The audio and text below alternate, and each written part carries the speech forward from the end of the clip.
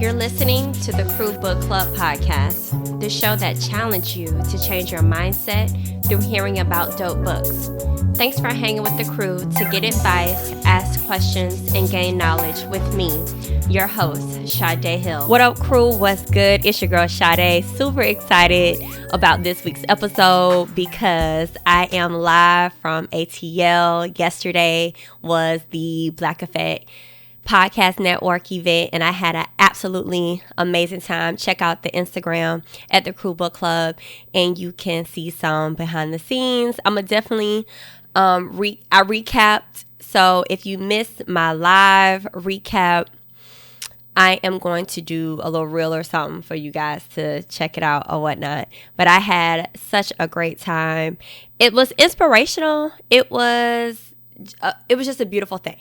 And so I was just like, let me record a podcast before I get back on the road so you guys' episode can be locked and loaded for Monday. Because just listening to Tez speak about being consistent and being dedicated to your craft and knowing that you're doing your purpose, all the money, all the whatever that's going to hold you down for me to be able to do this full time will come. And I'm just in the process and I'm enjoying the process. And after I did this DISC assessment, and it really helped me understand I'm a person who knows what I want, but I also need to slow down and get into the process more. So, and that's what I'm gonna do. So I've accepted, I've become comfortable with being uncomfortable, and I've accepted a process, but I'm not working the process. And that is where I am today. I'm working through the process. Okay. So I don't have much time. I got to be out of these people hotel ASAP by 1:00, and it's 12:18. I don't want to speed through the episode, but I definitely want to give you the gist. So let's just hop into it. First, we're going to get into the segment of the show that we call Who Gon Check Me Boo? He is always checking us, and he constantly keeps us in check, okay? And we deserve a good check. You know, this particular check comes from Prayers and Promises for a Woman, and it is on page 76, and the focus is hope. And there was a scripture, Romans 15:13, that said, "May the God of hope fill you with all joy and peace as you trust in him, so that you may overflow with hope by the power of the Holy Spirit." And then it made me think, okay, what is hope? Because we say, oh, I have hope. I'm hopeful. But what is the definition of hope? The definition of hope is the feeling of expectation and desire for a certain thing to happen, a feeling of trust. Now, that is the ultimate thing in the relationship with Christ, is to trust him and he trusts us to fulfill his purpose and his will. And may the hope of God feel you, because I need to always know that I can trust him. And in the passage, it said, "God, because I can trust you, I can believe for a good outcome in any situation. I am filled with hope as I await your answer, your solution, your response to my needs. Your promise turns impatience into expectation and waiting into joy. Thank you for the gift of hope that is alive in me." Let me tell y'all, this is what I was talking about in the beginning, about the process. I want to have so much hope in Christ that I can wait and be filled with hope in the process of waiting for his answer, waiting for his solutions, and his response to my needs. Because a lot of times I could be quick to respond to do things because they're on my quote unquote to-do list. But if it doesn't align with what he needs me to do, those things will not be fulfilled, or they will be fulfilled, but with stress and with worry. And that is not how I want to move. And you shouldn't either. Okay. And the question that prompts at the end of the passage was, knowing that God always hears you, what can you be hopeful for? And I literally wrote, because in this season, I said, I could be hopeful that I can survive in my marriage, whether it ended or whether it was resolved. And I will find the love in Jesus and what he wants me to do. And that's my hope right now. I was like, I don't want to make any irrational decision about how my life should go in any perspective, whether it's my career, whether it's my marriage, whether it's my relationship with my kids, like the friends that I have, no matter what benefit they may bring or don't bring, how does God need me to move in any situation? And so I just want to encourage you to have hope in any situation and trust that God is going to give you an answer and a solution and a response to your needs. Okay? You see how that could check you, boo? And it's a good check because it keeps us hopeful. It keeps us filled with hope. And so that's why I always say we deserve a good check, because moving out here without God, it ain't, sis. Okay? Last episode, it was called Delegated, sis. I want to delegate everything to God in my life. So that was that. And, another thing I highly suggest you delegate instead of to your friends, and it's therapy. I delegate to you to go get some therapy. I was at the podcast festival yesterday. It was a conversation from Big Facts podcast about if you tell your friend your business and then your friend go talk to another friend to get advice, not that you telling a friend that you asking advice for the friend's name of the business that you speaking of. And the guy was like, no, I don't want to talk to nobody. I don't want to talk to nobody. And it was just like, no, you need to talk to somebody. Yes, we have God to talk to, but I definitely feel like God blesses us with therapists to talk to as well. And that's why I have this affordable and convenient partnership with BetterHelp. It's a special offer exclusively for the Crew Book Club podcast listeners, and you get 10% off your first month of professional therapy. So click the link in the show notes or go to betterhelp.com/crewlove. That's betterhelp.com/crewlove. Okay, so get your therapy on. Get your therapy on. I am signing up again for therapy, and this time around, I'm committing to going monthly, weekly, no matter what. I have a high intensity of stress in the job that I have, and keeping calm, but being able to express myself to a therapist is important. I want to have a baby, but I realize I don't have that mom thing. So I feel like I have to go to therapy to figure out why having a baby brings so much or so much concern and worry. I'm like, okay, if it's meant to be, like, just processing my mind and my thoughts. I went to therapy before I had my second daughter, because I struggled with giving birth and not feeling like that mom love that everybody talks about. I struggled with finding that, and I felt like therapy helped me process all the emotions and feelings in my mind. So therapy, it works. It helps. It definitely helps you process your thoughts, and that's where I be struggling. So anywho, besides, I thank God for the therapist that we have, and that's a gift. That's definitely a gift. You know what I'm saying? So we're going to get into chapter 10 of We Should All Be Millionaires by Rachel Rodgers.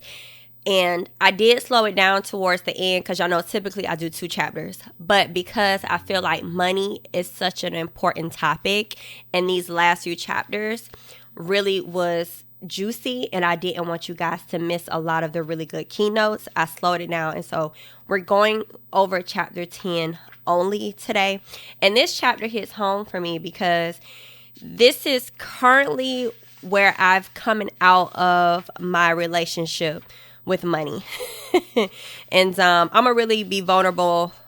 I'm going to really be open about how I am dealing with money and rediscovering my relationship with money.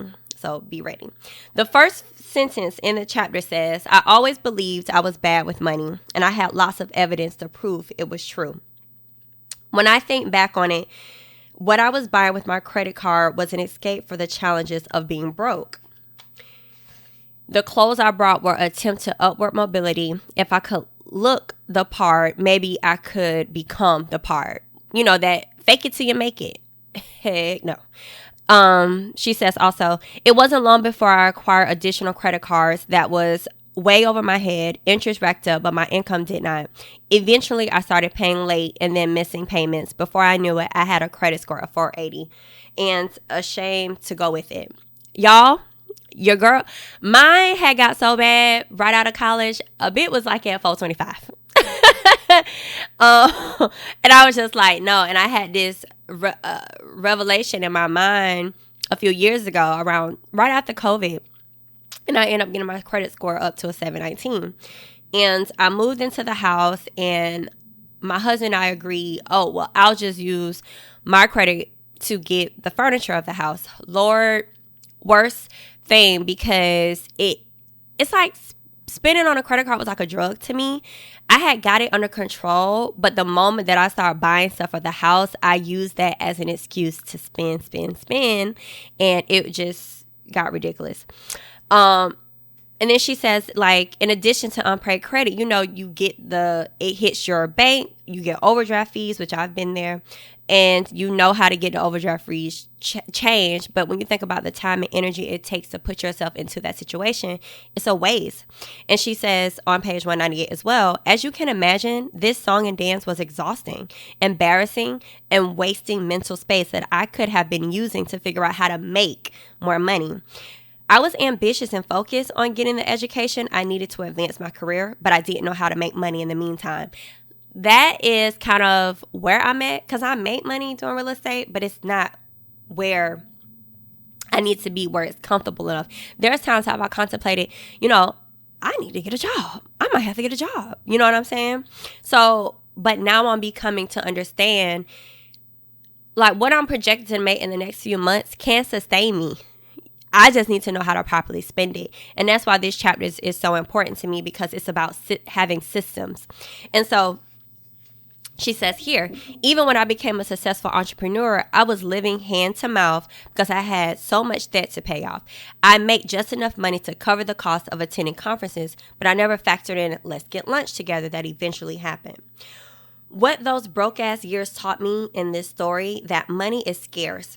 And spending money to enjoy life will lead to poverty and humiliation. And she's not saying that you shouldn't enjoy life. It's just how we use the funding. You get what I'm saying? So she says, at the end of the day, that's what being good with money is about, trusting yourself with money. So we have to get rid of that notion that we're bad with money. We just need to learn how to trust ourselves with money. Oh, that goes to being hope-filled in ourselves and how we process our finances, and trusting in God, whether that's tithing and asking him how you should spend your coins. Okay. She says here, when scarcity thinking takes hold, you don't trust yourself, and the lack of trust actually leads to terrible financial decisions. I've been here. She had an exact story. You end up getting a new mattress that's $1,200, but you see zero interest. And if you're not careful, that mattress can turn into a $3,600 mattress to pay 2 years off. And it's like, is it really worth the $2,400 of interest instead of just saving the money and paying the $1,200 of the mattress? You know what I'm saying? Or because of scarcity thinking, you're afraid to set up automatic retirement savings that go into your retirement account every month because you're afraid of not having enough, so you don't save. And it's like, whoo, this was coming from my spirit, y'all. But I'm happy. And this is why you have to read the things, to learn the things, to do the things, to be better at the things. You feel what I'm saying? All right. So on page 201, she says, one of the simplest ways to learn to believe in your ability to figure out financial problems is to create financial systems. Woo. Yes. Because one, it's important because if you have systems in place, they're designed for abundance, and you will be making abundant financial decisions. And at some point, y'all, we have to grow up. And that's the definition of adulting, handling your business, handling your finances.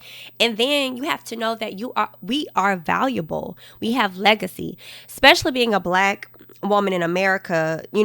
We come from slavery, and it was set for us not to have legacy and money. And as much as we fight for reparations, y'all, we still need to do, even if they gave you the money, will you know how to handle it? You get what I'm saying? Or will you squander it away? And she says, chances are you have not and will not inherit wealth because of our legacy, right? But Listen to this. In 2016, the net worth of a typical white family was $171,000, 10 times more than a typical black net worth of $17,000. And since then, the numbers have gotten worse, not better. So that alone can be devastating, she says, but we can fix this. Let's start by fixing our own personal financial system so we can get in a place where we can spread the wealth. And that's what I'm trying to do. I want to take my personal experience with financials. And this is why I say in the Crew Book Club, we're going to read books that's going to challenge you financially, mentally, emotionally, spiritually, personally, all of those things, because we want to be well-rounded, right? So let's get into this. What gets measured gets managed. This is where I be like, okay, let's measure it and let's manage it. Okay. I hated having conversations about money. Like, okay. So she says here, avoiding your money situation will only lead to less money and less power to create a better world. And that's not get big. Let's talk about our world. A better world for your kids, for your family. Let's start in our world, okay? Before we can change everybody else's world, we got to change our own. All right? Tackling hard things begins with one small step in your willingness to look into the shame and guilt. Don't run, girl. Look inward and let's figure this thing out. All right? On page 203, she says, make an energetic claim for the wealth you're building by setting up proper systems to manage your soon-to-be empire. You got to be moving in it, girl. Okay? Plan for the financial life you want, not the one you have. Get ready, get ready. What Pastor TDJ say? Get ready, get ready, get ready. Get ready. All right. So 85% of Americans feel anxious about money. 56% feel awkward discussing finances with someone else. 20 to 70% would rather endure pain at the dentist than discuss money. Y'all, the temporary pain that you're going to have discussing your funds is going to help you catapult yourself into a better empire for your family, for you. Peace. Okay? All right. And I like this on page 204. She says, but the tragic thing is, if you're unwilling to look at your money, talk about your money, make a plan for your money, and create systems for your money, then you are keeping yourself in a financial prison and you're serving a life sentence by choice. Bae, we all got choices. And this is a choice. I'm not going to choose to be in prison financially. You're not going to do that either. We're going to make it work. Okay? So she has this other, she's really good at having these words of affirmation to shatter, to shame the wall, to pull yourself out of your mindset. She has this section about systems can be joyful and how to do that. But I really want to tap into create your $1 million systems, okay? Because once you switch your mindset, these are the things you need to do to get towards your $1 million system, okay? 1, track your net worth. And I know some of y'all are thinking, well, I don't have no net worth. I ain't making a lot of money. No, baby. Your net worth, we all have net worth, whether it's in the red or in the black, okay? But you need to know what it is either way so you can get better at it. And if you in a red, you need it more so ever because you need to get to the black. You feel what I'm saying? Okay, so find a current financial software and check your net worth every month. That can include student loan debts, credit card accounts, bank accounts, where you can link it all and it can kind of tell you your net worth, right? And it can be shocking. And the numbers can hurt, but it's going to help us. 2, another way to create your $1 million systems. Track your credit score. Okay? Good credit gives you options. I want you to have all the options in the world, she says. Get a copy of your latest credit report. You can also get your credit report from current bank or credit companies and sign up for Equifax and Experian monthly credit tracking account. This way you can see what's affecting your credit and find out how to fix your credit or keep it steady. Okay? 3, research incorporation and open a business bank account. Oh, y'all, I understood this because a lot of us think, oh, I'm a small business. This is a side hustle. It's just something I do on the side. Girl, doing that hair on the side, doing the nails on the side. I don't care, cleaning people's houses on the side. Put that thing in an LLC because to do hair, you have to buy machines and product for nails, to clean houses, whether you buying the stuff from the Dollar Tree, you still got to spend money. And if it's properly in a LLC, you can get paid back. Personal experience. I didn't think I needed to LLC the podcast because I was like, I'm just starting out. Why would I do that? I think it cost me like $550 for everything, like my LLC, my trademark. I think $550. No, probably like $850, almost $1,000. Don't quote me. But still, I did trademarking and I did my LLC. All the money that I spend monthly on subscriptions to keep the podcast at anywhere you get podcasts, the money that I spent on my mics, on my ring light, stuff for the masterminds, t-shirts, all that money that I put out, I was able, or my mileage, driving around doing crew book club stuff and tracking that, I was able to get money back from the government because I had it properly licensed and with my business. Now I'm properly using my business accounts and it's all beneficial to making money. Okay? So definitely do that. You know, no matter how small you think you're starting off, my best advice just from personal experience, get yourself LLC and get your business bank accounts. And it's not hard. It is not hard. Okay.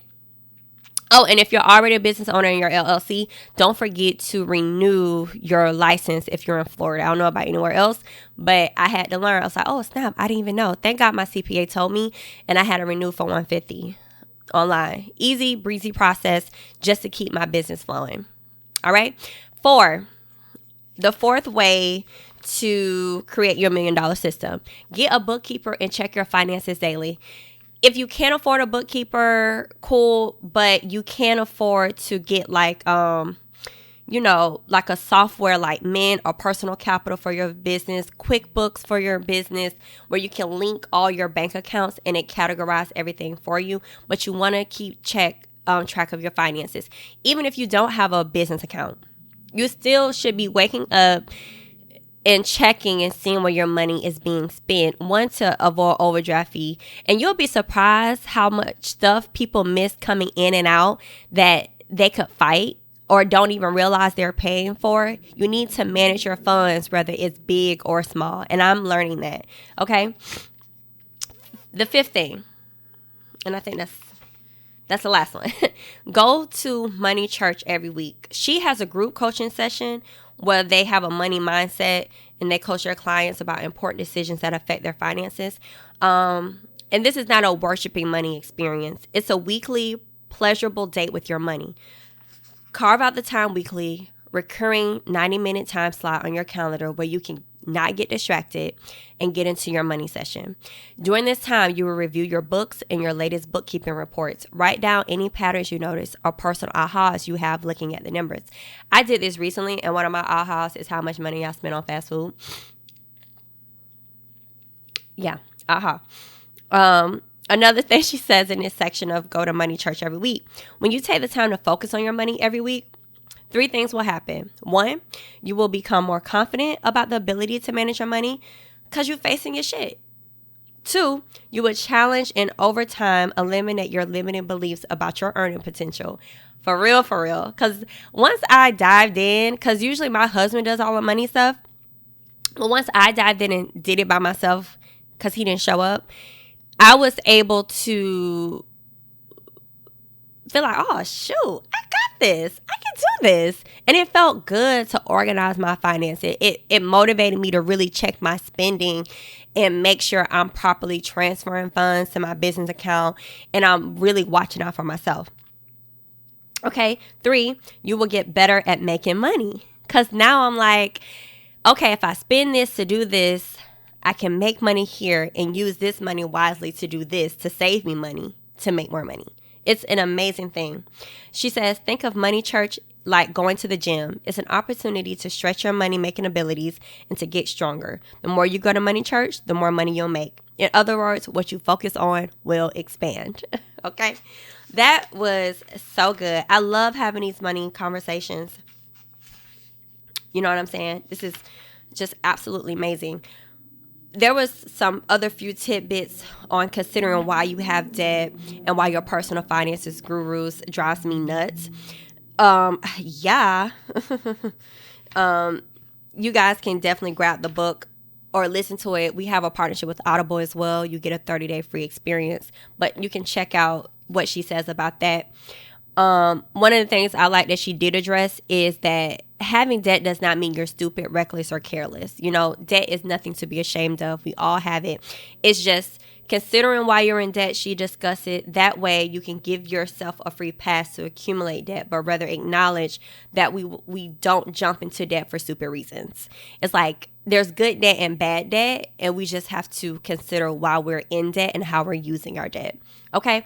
So, I want to tie up the chapter with discussing to erase debt, focus on expanding and not shrinking, because these are things that I was personally told myself.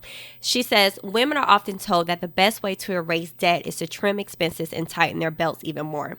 Stop drinking lattes, stop buying shoes. Do you really need the Fenty highlighter by Rihanna? Yeah, I do. I need my skincare. I'll drop a dime on the skincare. But she was like, consider this. Believe in yourself. Start thinking bigger and figure out how to generate money. Okay? You know, whether you're shrinking, whether that's cutting the Netflix subscription, you can clip coupons, you can argue about your cell phone being cut or doing those things, but that's really only going to save you a few $100. And that's not going to be a definition of whether you become wealthy or not. If anything, use that energy to focus on expanding.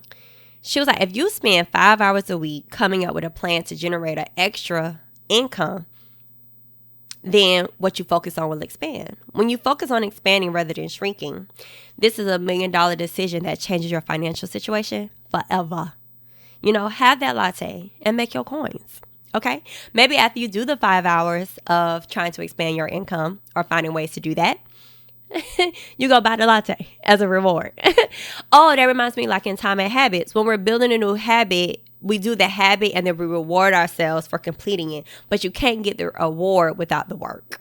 All right? So take that and not try and do it. Take that concept in a Time and Habits and reward yourself after you've done the hard work with your finances. Okay?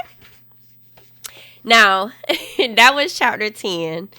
$1 Million Systems. Wasn't that good?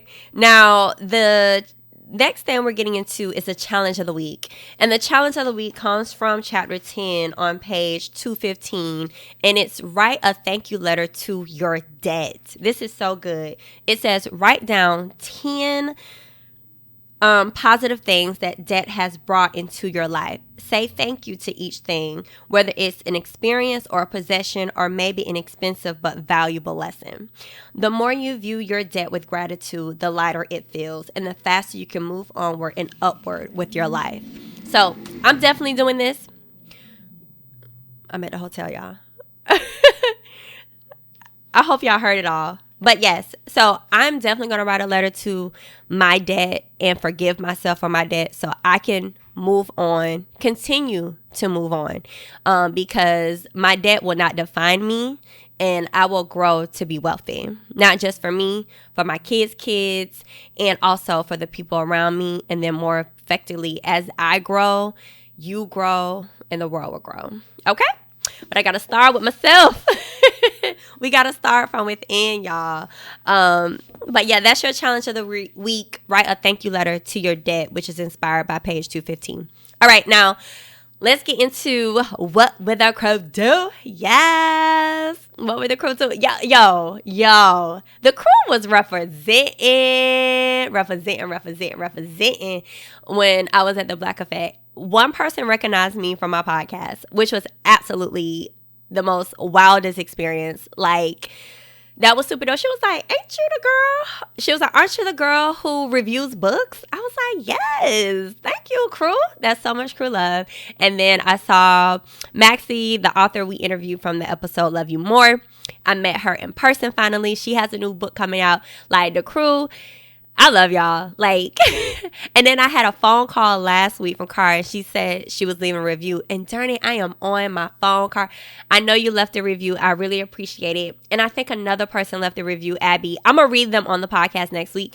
I literally am using the phone. I don't have my my other phone to see exactly what you guys said. So I will share that. But you guys have been showing up and showing out. So thank you so much for the crew love. Thanks for leaving the reviews on Apple Podcasts and Spotify and the written reviews. This really, really helps. Thanks for sharing and tuning in. I really appreciate you guys. And whenever you see me out, say what's up. All right. So this is what would the crew do, ask advice. And this was emailed to me. And it says, I quit my job 3 months ago to do real estate full time since I'm living with my mom.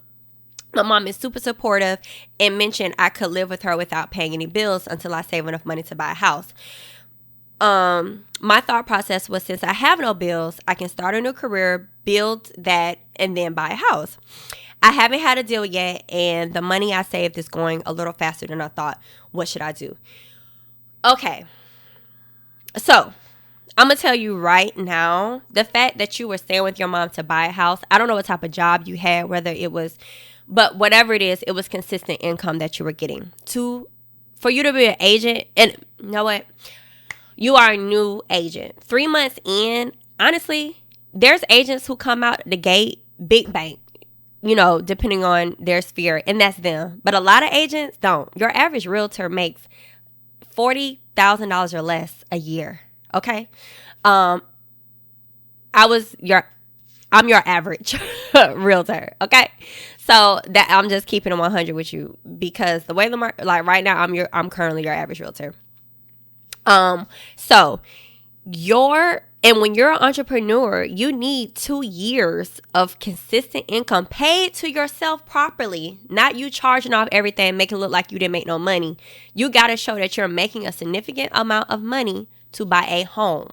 Unless you're doing an investment property where you could just come up with a 25%, show that you're in your closing costs, show that this property will rent out, but you're going to have tenants in there. But other than that, you need income. Now, my suggestion to you would be, I don't know how much you save for the time being, but I recommend people save 6 months to a year of their lifestyle before they end up quitting a job. Use your current job as an exit plan. Now, the fact that your goal is to buy a home, now that is a whole nother story. If I were you, I think you have until 6 months before you have to work 6 months straight to get pre-approved again. Take your behind back to work. Go back to work where you were at, okay? And apply for the mortgage. See how much you can afford. If you're not happy about that, just remember your first home is not your forever home. Buy something of your own. So that way you can have it, and over time it builds equity. You can get something else, rent it out, start building a portfolio.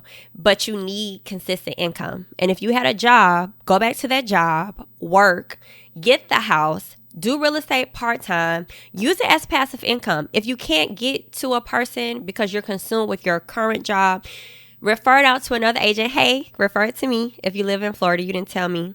That's another thing. Share your business and your realtor information, because we could network.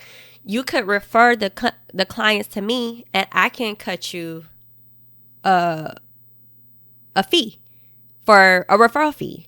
So you can use your real estate license as passive income and still work until you save enough, get your house to be able to afford to do real estate full time. And that's with any career, y'all. Like, use your current jobs as exit plans. Don't just quit without really digging into your systems, okay? So that would be my advice to you, all right? You can always email askadvice@thecrewbookclub@gmail.com, or you can DM the Crew Book Club. And when y'all talk about entrepreneurship and things, share your business so I can shout you out. No question is a bad question. We're all learning here. This is a safe space, okay? And I won't say your name if you don't want me to, but you're building a business. You got to put yourself out there. All right. Now, we're going to end the episode because I got 10 minutes before I got to be at these people's hotel room. And the quote of the week comes from page 200. And it says, when you believe in your ability to make money and your ability to figure out financial problems that may come your way, the constant financial anxiety starts to dissipate, and you start to making better financial decisions. Hope I said that word right. Y'all heard me pause. Dissipate. Jesus. Let me say it again. When you believe in your ability to make money and your ability to figure out any financial problems that come your way, your constant financial anxiety starts to dissipate and you start making better financial decisions. So, crew, what financial decisions are you making that will help you be in a better financial position mentally and figuratively? Y'all, let's be about that action. Trust God, have hope in Him, and get to the bag. All right. Thanks for tuning in to the Crew Book Club podcast. I appreciate and love y'all. And if nobody ever told you, you the ish. And I will see y'all right here next week on the Crew Book Club podcast. Hey, want to be a part of the crew? Hit that follow button so you'll never miss an episode. And while you're at it, I would appreciate you showing crew love by rating the show on iTunes and Spotify. Don't keep all this goodness to yourself. Share and tell a friend so your whole crew can be growing with you. Let me be the first to tell you, welcome to the crew.